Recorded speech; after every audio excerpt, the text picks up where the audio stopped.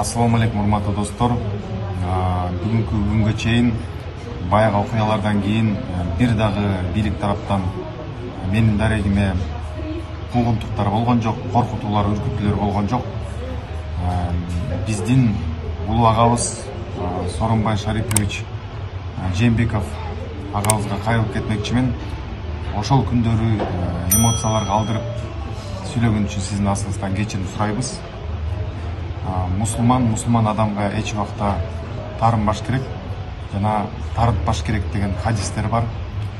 Бардыгыбыз тең мусулманбыз. Сизге терең ыраазычылыгыбызды билдиребиз. Ушундай кыйын учурда элибиздин биримдиги үчүн, тынчтыгы үчүн чоң чечкиндүү кадамдарга барганыңызга чоң рахмат сизге. Сабырдуулугуңузга чоң рахмат. Элибизде ар дайым тынччылык болсун. Ал эми Жылдыз Мусабекова депутат айым эжекебизге кайрылып кетмекчимин. Мен жөнүндө жала маалыматтар тарап жатасыздар. Атабеков достукка барып алып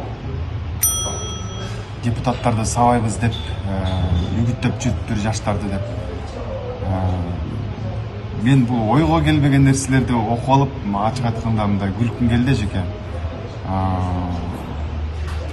Мен депутаттарды сабагандай биринчиден мен спортсмен эмесмин.